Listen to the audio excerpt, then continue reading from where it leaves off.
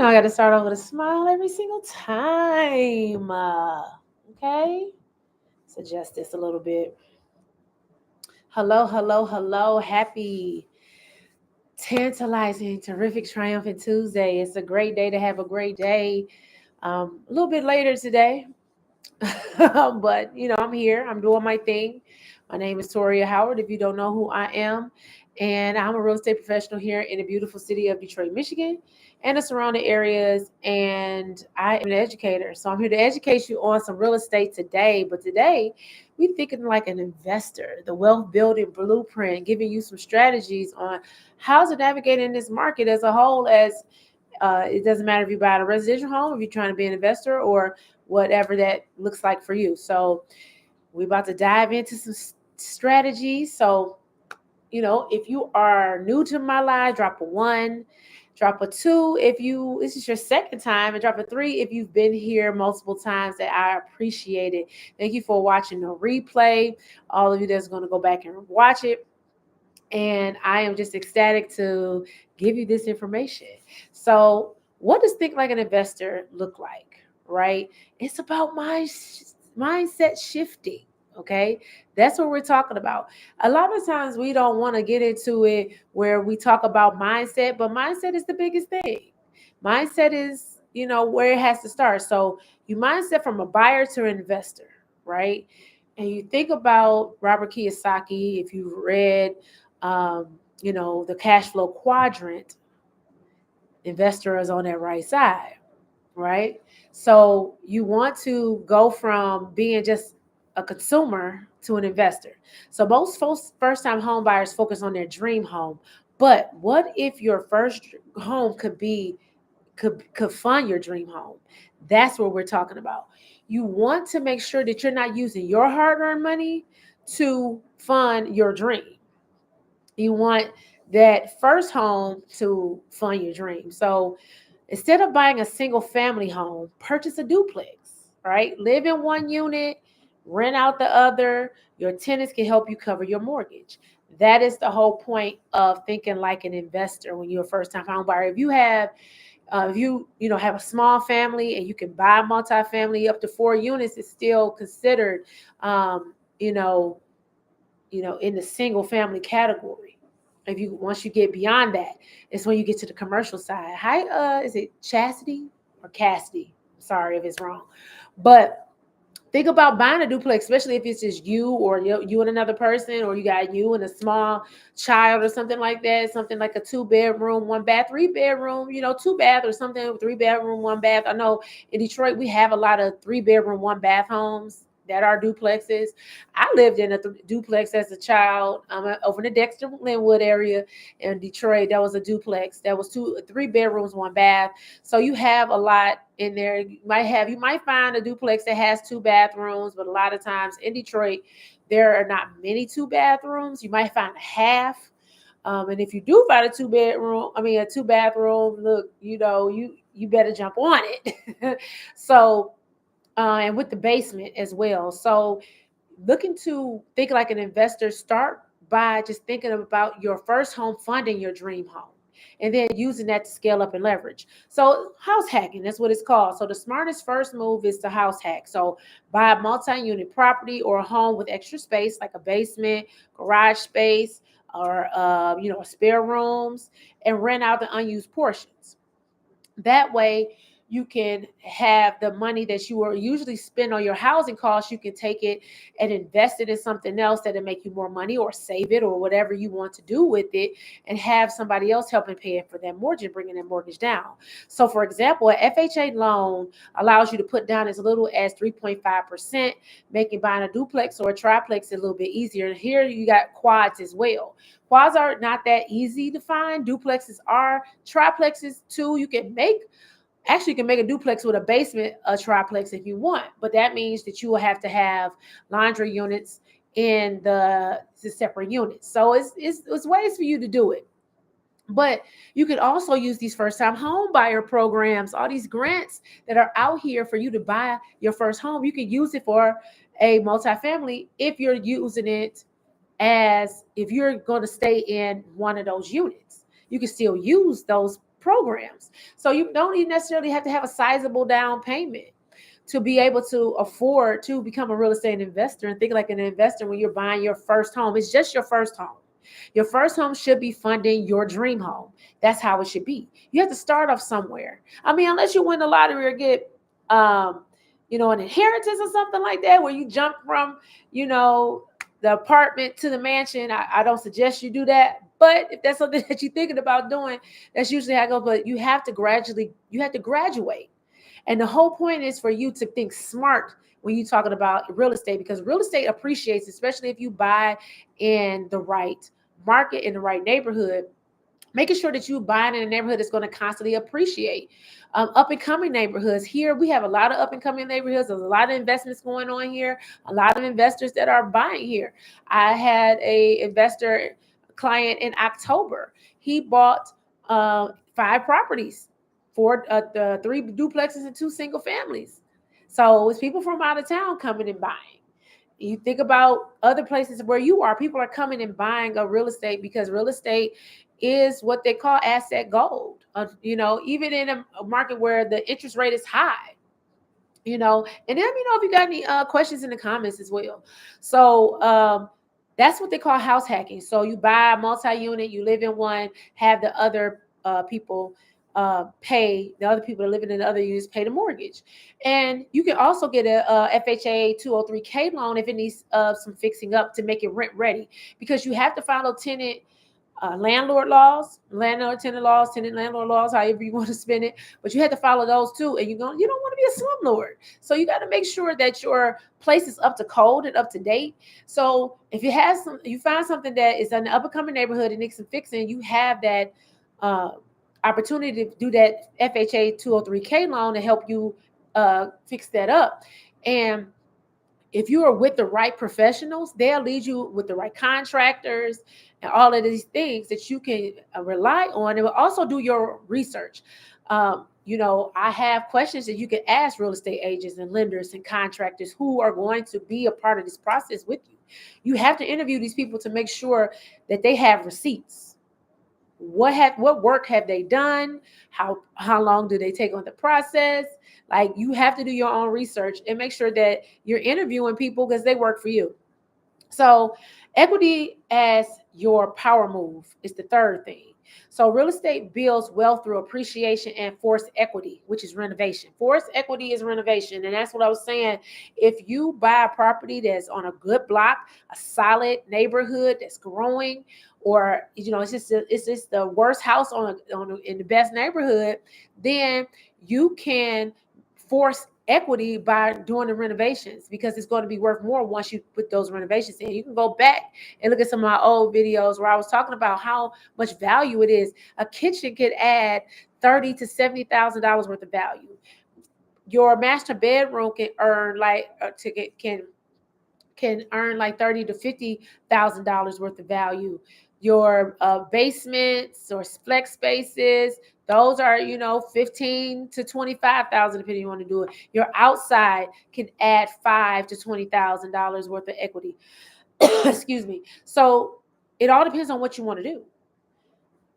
You can force the equity by doing these renovations. So, for instance, a first-time home buyer purchases a fixer-upper for $150K. Invest $15K in updates, and the home's equity jumps to $200K in 2 years. That's a $50K in wealth. That's what you want to happen. You want it to grow quickly. And the way that you force it is by doing updates and renovations. And you have ways for you to do that. If your credit is stellar, you can also, use different avenues in that way. And once you grow that equity, I say when you do house hacking, usually 2 years. Once you grow the equity, you can take the equity to purchase your next home. And that could be your dream or your next investment, whatever the case may be. So the fourth thing is leveraging and scaling up. You want to leverage and scale up. That's the whole point of real estate. Okay. Hi, Leslie. So making sure that you're leveraging and scaling up. What does that mean? So your first home can be a stepping stone to your next investment. So use the equity or your rental income to buy your second property. So you want to start with a starter home that can actually help you pay for that one and also pay for your next one. That's leveraging and scaling up. And you scale up quicker. You quickly scale up by buying multi-units, duplexes, triplexes, quads, if you live in one. And you can use all these grants and all these things that are out here. Detroit has $25,000 that they're giving away right now. Why not use that? Why not use that money to learn, to level up, to scale up, right? So we're talking about thinking like an investor, wealth building blueprint. I'm giving you some strategies on how to buy your first home and make it an invest and think like an investor so that you can level up. Okay. Hi, Nisa. Hi, Liz. So this is what we're talking about today. So when you're talking about buy your first home as your stepping stone in the next investment, we talk about a buyer's rent out their first home, use the rental income to qualify for another mortgage, and owns two properties. You can use that rental income, which is a part of your other income that you have, to help you leverage and scale up so that you can have the money to buy that dream home, to buy that next investment. Because a lot of banks are looking for you to have assets that are cash flowing assets that show that it's going to be growing. That's what they're looking for. So the fifth thing is financial literacy times real estate equals generational wealth. Okay. Understanding credit, budgeting, and leveraging real estate positions for long-term success. That's what you're looking for. So, for example, someone with a 750 credit score can secure better long terms, saving thousands in interest over time. So the better your credit score, the better it is for you to be able to create this long-lasting wealth. You have to get the knowledge first. Financial literacy is about the education of it all. And I have what you need to be able to do that. Make sure that you go back and watch this video, because I was going to make it real quick today because I got some clients to get back to. So just make sure that, let's go back over it one more time. So step one is mindset shift from buyer to investor. Okay. Your first home should be focused, for first-time home buyers, your first home should be the stepping stone to your dream home. So what if your first home could fund your dream home? That's what you're looking to do. So buying multifamilies, living in one side, renting out the other one, or however many units, up to 4 units is still considered single family.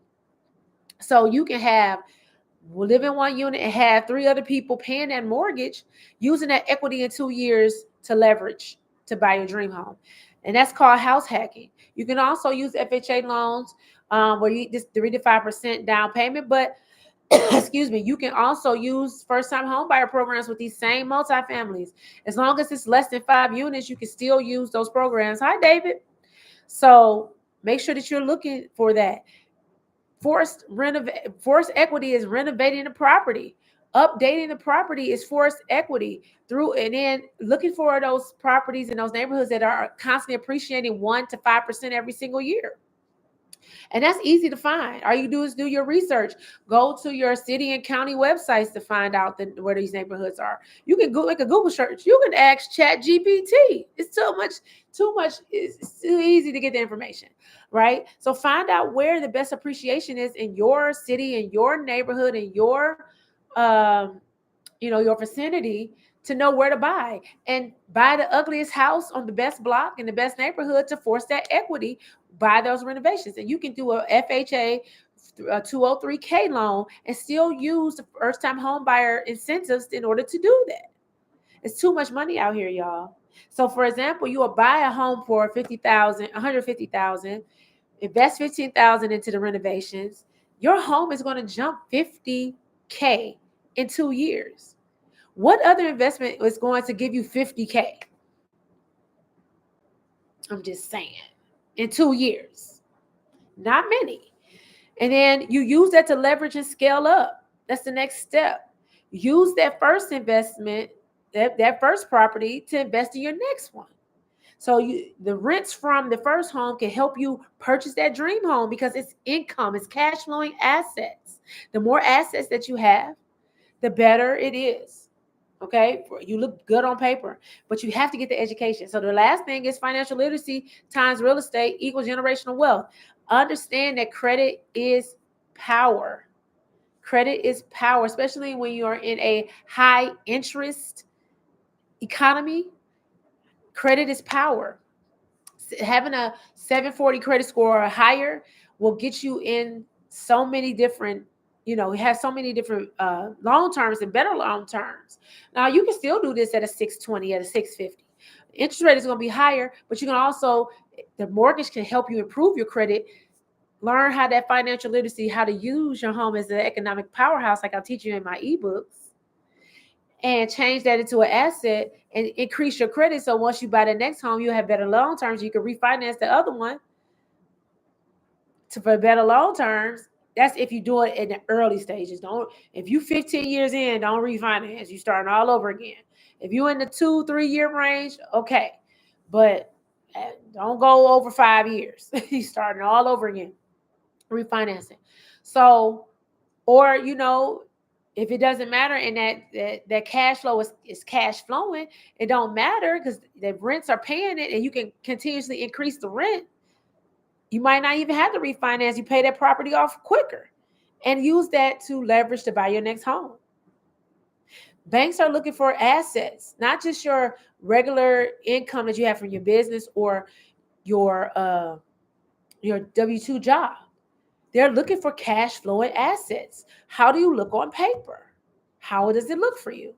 So those of you that want to be a first-time home buyer, I have an ebook called Journey to Your Castle. Comment, the word journey, and I'll send you the link. And also I have an ebook for homeowners, Money Smart, excuse me. Oh, excuse me. Smart money, Money Smart, how to turn your home into an economic powerhouse.